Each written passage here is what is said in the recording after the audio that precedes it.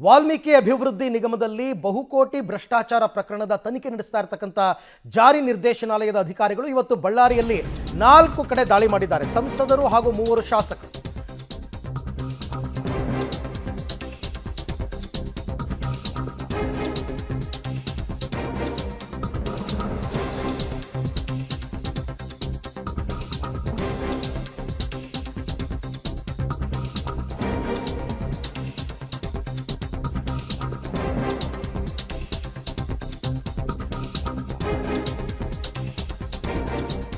So ಈ ವಿಚಾರಕ್ಕೆ ಸಂಬಂಧಪಟ್ಟಂತೆ ಪಬ್ಲಿಕ್ ಟಿವಿಯಲ್ಲಿ ಈಗ ಮತ್ತೊಂದು ಬಿಗ್ ಎಕ್ಸ್ಕ್ಲೂಸಿವ್ ಸ್ಟೋರಿ. ಶಾಸಕ ನಾರಾ ಭರತ್ ರೆಡ್ಡಿ ಮನೆಯಲ್ಲಿ ಮಹತ್ವದ ದಾಖಲೆಯನ್ನು ವಶಪಡಿಸಿಕೊಂಡಿದ್ದಾರೆ. 41.7 ಕೋಟಿ ಹಣದ ವಹಿವಾಟಿನ ಸ್ಫೋಟಕ ದಾಖಲೆ. ನಾವು ಅನ್ಕೊಂಡಿರ್ತಕ್ಕಂಥದ್ದು ಬಳ್ಳಾರಿ ಲೋಕಸಭಾ ಚುನಾವಣೆಗೆ 21 ಕೋಟಿ ಬಳಕೆ ಮಾಡಿದ್ದಾರೆ ಅಂತ. ಈಗ ಸಿಕ್ಕಿರುವ ಮಾಹಿತಿ ಇದು 40 ಕೋಟಿ ಚಿಲ್ಲರೆ. ಈ ಹಣದ ವಹಿವಾಟಿನ ದಾಖಲೆಗಳು ಬಳ್ಳಾರಿ ಶಾಸಕ ನಾರಾ ಭರತ್ ರೆಡ್ಡಿ ಮನೆಯಲ್ಲಿ ವಶಕ್ಕೆ ಪಡೆದಿದ್ದಾರೆ ಇಡಿ ಅಧಿಕಾರಿಗಳು. ಏನು ಸಿಗುತ್ತೆ ಅಂತ ಇದ್ರಲ್ಲ ನೋಡಿ, ಈಗ ದಾಖಲೆಗಳು ಸಿಕ್ಕಿದೆ. ಇದು ಯಾವುದು? ಈ ಹಣದ ಮೂಲ ಯಾವುದು? ಈ ಹಣವನ್ನೇನಾದರೂ ಲೋಕಸಭಾ ಚುನಾವಣೆಯಲ್ಲಿ ಖರ್ಚು ಮಾಡಿದಾರಾ? ಹಾಗಾದರೆ ಇಡಿ ಅವರು ಅಂದುಕೊಂಡಿದ್ದಕ್ಕಿಂತ ಹೆಚ್ಚು ಹಣ ಚುನಾವಣೆಯಲ್ಲಿ ಬಳಕೆಯಾಗಿದೆಯಾ ವಾಲ್ಮೀಕಿ ಅಭಿವೃದ್ಧಿ ನಿಗಮದ್ದು ಅಂತಕ್ಕಂಥ ಅನುಮಾನ ಮೂಡ್ತಾ ಇದೆ.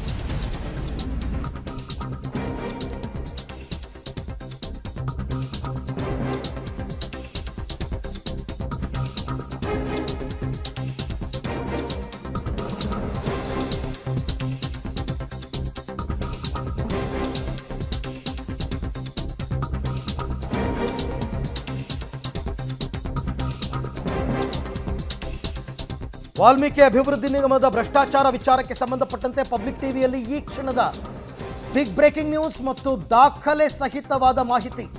ಭರತ್ ರೆಡ್ಡಿ ನಿವಾಸದಲ್ಲಿ ಸ್ಫೋಟಕ ದಾಖಲೆಯನ್ನು ವಶಪಡಿಸಿಕೊಳ್ಳಲಾಗಿದೆ. ಏನದು? ಚುನಾವಣೆಯಲ್ಲಿ ಅಕ್ರಮ ಹಣದ ವಹಿವಾಟು ಸಾಬೀತುಪಡಿಸುವ ದಾಖಲೆ ಸಿಕ್ಕಿದೆ.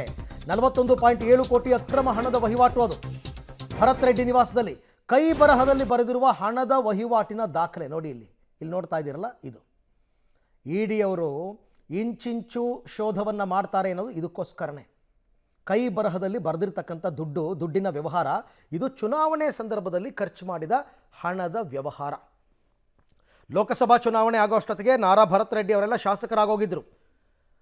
ಆಯಿತಾ? ಶಾಸಕರಾದ ನಂತರ ಅವರ ಲೋಕಸಭಾ ಕ್ಷೇತ್ರ ವ್ಯಾಪ್ತಿಯಲ್ಲಿ 8 ವಿಧಾನಸಭಾ ಕ್ಷೇತ್ರ ಬರುತ್ತೆ. ಅದರಲ್ಲಿ ಅವರವರ ಕ್ಷೇತ್ರಕ್ಕೆ ಖರ್ಚು ಮಾಡೋದಕ್ಕೆ ದುಡ್ಡನ್ನೇ ಲೆಕ್ಕಾಚಾರ.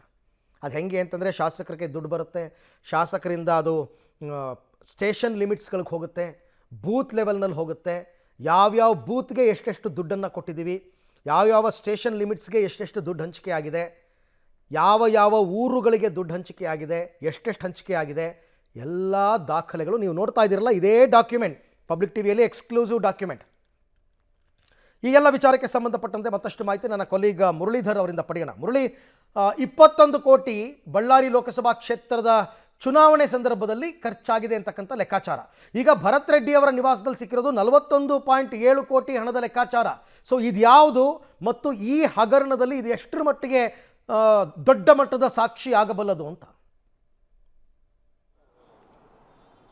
ಖಂಡಿತ ಅರವಿಂದ್, ಯಾಕಂದ್ರೆ ಪ್ರಮುಖವಾಗಿ ಇಡಿ ಅಧಿಕಾರಿಗಳ ತನಿಖೆ ಏನಿತ್ತು ಆ ತನಿಖೆಯಲ್ಲಿ ಸಾಕಷ್ಟು ಮಾಹಿತಿಗಳು ಬಹಿರಂಗ ಆಗ್ತಾ ಹೋಗ್ತಾ ಇದೆ. ಯಾಕೆಂದ್ರೆ ಒಂದು ಗ್ರಾನೈಟ್ ಕಂಪನಿಯ ಮೂಲಕ 42.7 ಕೋಟಿಯಷ್ಟು ಹಣವನ್ನ ವಿಧಾನಸಭಾ ಚುನಾವಣೆಗೆ, ಇದು ಲೋಕಸಭಾ ಚುನಾವಣೆಗೆ 21 ಕೋಟಿ ಹಣವನ್ನ ಬಳಕೆಯನ್ನ ಮಾಡ್ಕೊಂಡಿದ್ರು. ಅದು ಈ ತುಕಾರಾಮ್ ಅವ್ರನ್ನ ಗೆಲ್ಸೋ ವಿಚಾರಕ್ಕೆ ಅಂತೇಳಿ ಇಡಿ ಅಧಿಕಾರಿಗಳು ಆರೋಪವನ್ನು ಮಾಡಿದ್ರು. ಅದಕ್ಕೆ ದೋಷಾರೋಪ ಪಟ್ಟಿಯನ್ನು ಕೂಡ ಸಲ್ಲಿಕೆಯನ್ನ ಮಾಡಿದ್ರು. ಈಗ ಭರತ್ ರೆಡ್ಡಿ ಅವರ ಮನೆಯಲ್ಲಿ ಸಿಕ್ಕಿರುವಂತ ದಾಖಲಾತಿಗಳೇನಂತ ಅಂದ್ರೆ, ಅದು ಅವರ ಎಲೆಕ್ಷನ್ ಚುನಾವಣೆ ಅಂದ್ರೆ ವಿಧಾನಸಭಾ ಚುನಾವಣೆ ಅಂತೂ ಅವರು ಕಂಟೆಸ್ಟ್ ಅನ್ನು ಮಾಡಿ ಗೆಲ್ಲಲಿಕ್ಕೆ 42.7 ಕೋಟಿಯಷ್ಟು ಹಣವನ್ನ ದುರ್ಬಳಕೆಯನ್ನ ಮಾಡಿದ್ದಾರೆ. ಅದಕ್ಕೆ ಪೂರಕವಾದ ಕೈ ಬರಹದ ದಾಖಲಾತಿಗಳನ್ನ ವಶಕ್ಕೆ ಪಡ್ಕೊಂಡಿರುವಂಥದ್ದು. ಈ ಹಿಂದೆ ಇಡಿ ಅಧಿಕಾರಿಗಳು ದಾಳಿ ಮಾಡಿದಾಗಲೂ ಕೂಡ ಸಾಕಷ್ಟು ದಾಖಲೆಗಳನ್ನ ವಶಕ್ಕೆ ಪಡ್ಕೊಂಡು ಅದರ ಬಗ್ಗೆ ಮಾಹಿತಿಗಳನ್ನ ತಿಳಿಸುವಂತ ಒಂದಷ್ಟು ಪ್ರಯತ್ನಗಳಾಗಿತ್ತು. ಈಗಾಗಲೇ ಎಲೆಕ್ಷನ್ ಕಮಿಷನ್ಗೂ ಕೂಡ ಒಂದು ಪತ್ರವನ್ನು ಬರೆದಿದ್ದಾರೆ. ಈ ರೀತಿಯಲ್ಲಿ ಅಕ್ರಮವಾಗಿ ಹಣದ ವಹಿವಾಟನ್ನ ಮಾಡಿ ಅವರು ಚುನಾವಣೆಯಲ್ಲಿ ಗೆದ್ದಿದ್ದಾರೆ. ಚುನಾವಣೆಯಲ್ಲಿ ಗೆದ್ದಿರೋ ಹಿನ್ನೆಲೆಯಲ್ಲಿ ಎಲೆಕ್ಷನ್ ಕಮಿಷನ್ ಅವರು ಇವರ ವಿರುದ್ಧ ಕ್ರಮವನ್ನು ಕೈಗೊಳ್ಳಬೇಕು ಅಂತೇಳಿ ಒಂದು ಮನವಿನ ಮಾಡಿಕೊಂಡಿದ್ರು. ಆ ಮನವಿಗೆ ಸಂಬಂಧಪಟ್ಟಂತೆ ಎಲೆಕ್ಷನ್ ಕಮಿಷನ್ ಕೂಡ ಪ್ರತ್ಯೇಕವಾಗಿ ತನಿಖೆಯನ್ನು ಮಾಡ್ತಾ ಇದೆ. ಅದರ ಜೊತೆಗೆ ಈ ದಾಖಲಾತಿಗಳು ಸಿಗ್ತಾ ಇರುವಂಥದ್ದು, ಈ ದಾಖಲಾತಿಗಳು ಕೂಡ ಸಾಕಷ್ಟು ಮಹತ್ವದ ಅಂಶವನ್ನು ಬಯಲಿಗೆಳಿತಾ ಇದ್ದಾವೆ. ಸದ್ಯಕ್ಕೆ ಈ ಏನು ಇಡಿ ಅವರು ವಶಕ್ಕೆ ಪಡ್ಕೊಂಡಂಥ ದಾಖಲಾತಿಗಳು ಗ್ರಾನೈಟ್ ಕಂಪನಿಗಳ ಮೂಲಕ ವಹಿವಾಟನ್ನು ನಡೆಸಿರುವಂಥದ್ದು. ಅಂದರೆ ಬಳ್ಳಾರಿಯಲ್ಲಿ ವಿಧಾನಸಭಾ ಚುನಾವಣೆ ಮತ್ತು ಲೋಕಸಭಾ ಚುನಾವಣೆಗೆ ಹತ್ತಿರ 100 ಕೋಟಿಯಷ್ಟು ಹಣದ ವಹಿವಾಟು ನಡೆದಿದೆ ಅನ್ನೋದು ಸ್ಪಷ್ಟವಾಗಿ ಗೊತ್ತಾಗ್ತಾ ಇದೆ. ಅದಕ್ಕೆ ಪೂರಕವಾದ ದಾಖಲೆಗಳನ್ನು ಇಟ್ಕೊಂಡು ಇಡಿ ಅಧಿಕಾರಿಗಳು ತನಿಖೆಯನ್ನು ಮಾಡ್ತಾ ಇರುವಂಥದ್ದು. ಈಗ ಪಬ್ಲಿಕ್ ಟಿವಿ ಸ್ಕ್ರೀನ್ ಮೇಲೆ ನೋಡ್ತಾ ಇರುವಂಥ ದಾಖಲಾತಿಗಳೇನಿದೆ ಆ ದಾಖಲಾತಿಗಳು ಸಂಪೂರ್ಣವಾಗಿ ಕೈ ಬರಹದ ದಾಖಲಾತಿಗಳು. ಅದಕ್ಕೆ ಪೂರಕವಾದ ಹೇಳಿಕೆಗಳನ್ನು ಕೂಡ ಇಡಿ ಅಧಿಕಾರಿಗಳು ದಾಖಲನ್ನು ಮಾಡಬೇಕಾಗಿರುವಂಥದ್ದು.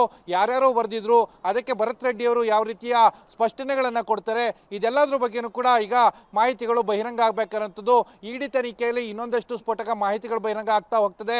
ಯಾರ್ಯಾರನ್ನ ವಶಕ್ಕೆ ಪಡಿತಾರೆ, ಯಾರನ್ನ ಬಂಧನಕ್ಕೆ ಒಳಪಡಿಸ್ತಾರೆ ಅನ್ನೋದ್ರ ಬಗ್ಗೆನೂ ಕೂಡ ಸಾಕಷ್ಟು ಕುತೂಹಲ ಇಡಿ ತನಿಖೆಯಲ್ಲಿ ಕಾಣ್ತಾ ಇರುವಂಥದ್ದು.